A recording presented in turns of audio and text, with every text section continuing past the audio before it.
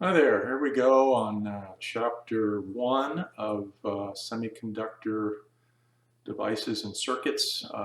Chapter 1 has to do mostly with atomic structure, kind of how electrons flow between atoms to create current flow. So we're going to go over that. The Bohr model is the model that we follow. Basically, it's a model of an atom with different shells. Okay, shells are numbered as shown in this diagram here, shell number 1, shell number 2. And the outermost shell is where all the action happens, all right? This is where the electrons sit in this shell, and it's called they're valence electrons. So they can move around a little bit, and that's where current flow comes from, as we'll see, okay? There's an equation, it's called 2n squared, okay, associated with the shell and the number of electrons. So that's the most number of electrons you can have in a shell. The n refers to the shell number. So 2n squared, shell number 1, n is 1, so 2 and 1 squared is 1. So the maximum number of electrons you can have in the first shell is 2. For the second shell, n is 2, so n squared is 4. So 2 times 4, you can go up to 8 electrons in that shell. Some examples of atoms you probably are familiar with might be hydrogen has 1 proton and 1 electron. A stable atom will have the equal number of electrons and protons. Protons have a positive charge, electrons have a negative charge. When they all equal out, everything's happy. Atomic number is the number of protons in the nucleus. Okay. And most stable elements, which is what defined by an atom. It's the smallest particle of an element that retains the characteristics of that element. So again, hydrogen would have 1 proton and 1 electron. Helium has 2 protons and 2 electrons, and so on as you go through the periodic table, which we're not going to do. But you've probably heard this before, but as a basic introduction, we'll say it again. Let's see, next slide. Yeah, so there's conductors, and there's insulators, and there's semiconductors. All right.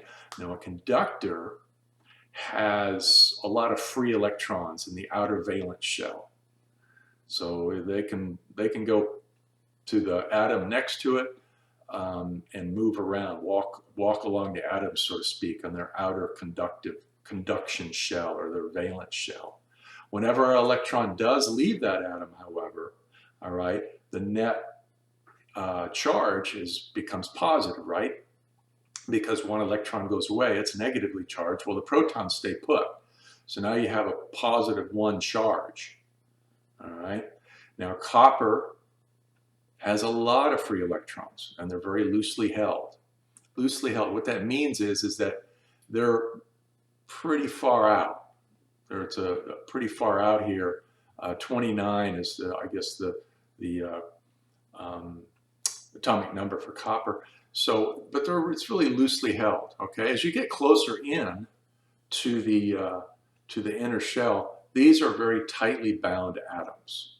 I'm sorry, electrons down close to the nucleus, to the protons. As you get further away, they're not tightly bound, so they can move around. Insulators all have tightly bound electrons, and very few electrons are available for conduction. Glass, air, paper, rubber, excellent insulators and those are obviously used in electronics. We need insulators in electronics. Now, if the charge is enough, right, there's enough free electrons floating around in there that they will break down. There's a few, always a few, and it will break down and conduct, and that creates an arc and usually can destroy things. You've probably seen where you live in Florida, so you can see how that happens. Happened yesterday, I think, around here. Now, semiconductors are sort of in between conductors and insulators, okay? They've got some free electrons, okay, that are mediumly bound, if you will, to the nucleus. Silicon has 4 on the outer in its valence electron, okay? Now, there's a term called covalent bonds where they share electrons. So here's this diagram down here shows silicon. I guess that's not silicon, that's something else, but these are atoms that are sharing electrons. These 2 are shared here, these 2 are shared here, and so on. All right, it's a neutrally charged molecule, okay, because there's 4 here and 4 on the outside, but it doesn't, 4 protons and 4 electrons, but they do share their electrons. What has to happen with semiconductors, how usually, okay, well, always, is that they're what's called doped. It's kind of a funny term, but they're doped. They put in some impurities to cause excess electrons so that these electrons can move a little bit, okay? So there's this conduction band and a valence band. It's indicated like this, and heat energy or radiation or sometimes even light, just regular photons, can cause the electrons in silicon and other semiconductors like germanium and things like that to move between the conduction band and the valence band. The valence band, they're ready to rock and roll. As soon as they move to the conduction band, after getting some energy, that is current. That is electrical current. Now, when that electron moves, it creates a hole. What's a hole? Well, a hole is basically a representation of a missing electron. And it can be viewed as a positive charge, okay? The atom is positively charged at that point after the electron moves away, okay? And you can look at charge, current, I should say, in 2 different ways. When you can look at it as electron current or hole current, all right? And we'll see some examples of this as the course goes on, the difference between hole current movement and electron current movement. Electrons are obviously the negatively charged batteries moving to the right here, and the holes are the positively charged holes moving to the left. It's kind of something you have to visualize kind of in an obscure, abstract sort of way. I'm sure you've seen marquee lights, like Las Vegas Strip or something, and the lights all move to the right, all the lights, but then the dark, you can look at it a different way, all the dark light bulbs that are out are moving to the left. Okay, so it's the same kind of thing.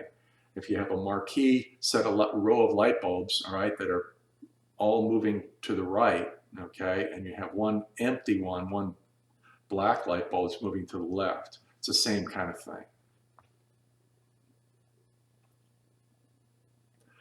Now, this is what I was talking about for doping semiconductors. You can add antimony to silicon, okay, and this has an electron that is not part of the bonding process, so it's free. It's a free electron. So it creates what's called an N material. If we add something that actually adds a hole, that's called a P material. It creates a P material. And later on, we'll see NP junctions when we get into diodes next week. Okay. And then NPN and PNP transistors in 2 or 3 weeks. Okay. So that's where all that comes from. It all depends on how the silicon is doped. All right. And we're not going to get into the periodic table, but you can look at it as the vertical rows in the periodic table all have the same valence structure.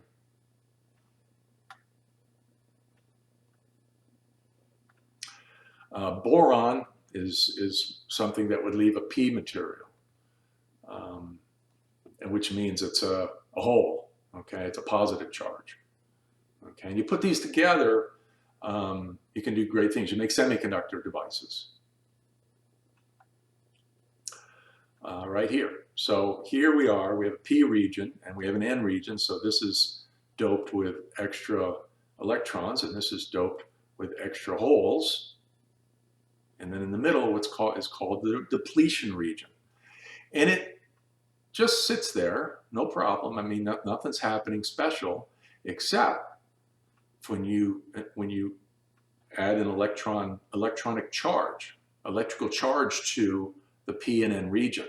Okay, that will cause the electrons to flow over from the N region to the P region. And another way to look at it, you can see the holes moving from the P region to the N region. But it takes a certain amount of voltage or electromotive force for this to happen. Okay, how much? That's called the barrier potential. Okay, would be that's called the barrier potential, the amount of voltage needed, all right, to cause current to flow through a semiconductor is called the barrier potential. Now, for silicon, that's about 0.6 volts or 0.7 volts, somewhere in through there. For germanium, which is a different semiconductor material, it's about 0.3 volts. And depending on how the semiconductor is doped, how much impurity is in it or how little impurity is, that barrier potential will change. But as a general rule in this class for silicon, which is really what we're going to focus on, we're talking about 0.6 volts, 0.7 volts, somewhere in through there. And you'll measure that in your labs. You'll see that when we do diodes, okay? Okay, and here's a depletion region showing the energy going from the conduction band down to the valence band, vice versa, okay? So it's just another way of looking at it. You have to add energy in order for the electrons to move from the valence band over to the conduction band. And then we get into diodes. So diodes is what we'll be talking about next week, but the diode is made up of P and N junction sandwiched together. And the bologna in the middle of the sandwich is this depletion region. Okay, and we'll find that no current will pass through the diode unless a voltage is put across the diode. Then current will flow, but that voltage has to be put in the right direction. In other words, plus and minus have to be lined up correctly to the P and N junction. Otherwise, it's going to block the current, right? So what we want is holes to go over to the N region and electrons to go over to the P region. So you can kind of guess which side it ends up needing to be plus and which side ends up needing to be minus from your battery, right? So I think I'm going to stop right there because this is more Chapter 2 stuff, okay? This presentation was from an earlier version where they combined